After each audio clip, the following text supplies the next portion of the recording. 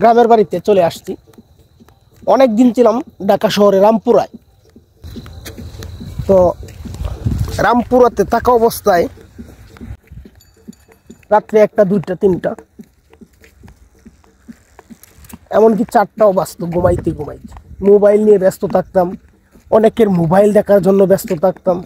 সব মিলিয়ে প্রায় আড্ডায় শেষ হইতো 12টা 1টার সময়।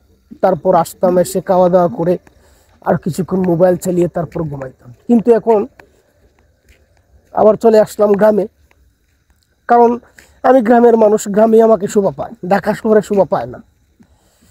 তো গ্রামে আসার পরে একটা জিনিস খেয়াল করলাম, বিশ্বাস করবেন না, রাত্রি 10টার আগে কেমনে যে ঘুমিয়ে পড়ি আমি নিজেও জানি না।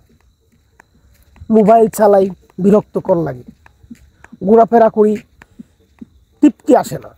তবে যতটুকু তৃপ্তি আসে ততটুকুই মানে সন্তুষ্ট, এর এর চেয়ে বেশি লাগে না। যেমন ধরেন, এই যে দেখেন এখন রাত্র 7:40 বাজে, এখনোই একদম নীরব হয়ে গেছে, কোথাও মানুষ নেই। একা একা রাস্তাঘাটে হাঁটলে বুতুরি বুতুরি একটা ভাব থাকে, যেমন আমার আছে। এই দেখেন, আমার পিছনেও কেউ নেই, আমার সামনেও কেউ নেই, ঠিক আছে? তো এই আর কি গ্রামের একটা পরিস্থিতি। অনেকেই বলে যে 10টার পরে লাইনে পাই না, অনেকেই বলে 10টার সময় ফোন দিলে ফোন ধরে না। আসলে আমি ঘুমিয়ে পড়লে মাটির মতন ঘুমাই।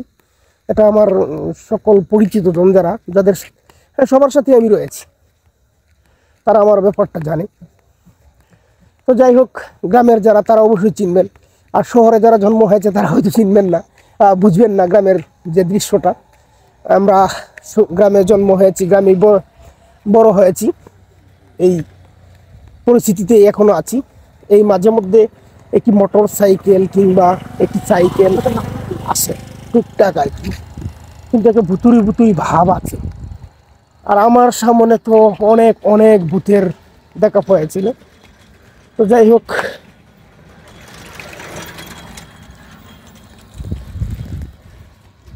ভূতের গল্প শোনাবো একদিন। অনেক সুন্দর সুন্দর ভূতের গল্প আছে আমার কাছে। শিক্ষা নিয়েও না, বই থেকে শিক্ষা নিয়েও না, নিজের বাস্তব গল্প। ধন্যবাদ, সকলেই ভালো থাকবেন এবং গ্রামের পরিবেশটা উপভোগ করবেন। খুব ঠান্ডা পড়েছে, মানে সিগারেট কিংবা বিড়ি খাইতে হয় না, এমনি ধোঁয়া মুখ থেকে বাহির হয়, এই দেখেন। তবে যারা সিগারেট না খায় তাদের কিন্তু আবার একটা মানে এই ভাব দেখাইতে পারবে। ধন্যবাদ সকলকে। আসবেন সবাই, শীতের পুলিপিঠা এবং শীতের প্রবাস নিয়ে গ্রাম থেকে ঘুরে যাবেন। ওকে, আল্লাহ হাফেজ।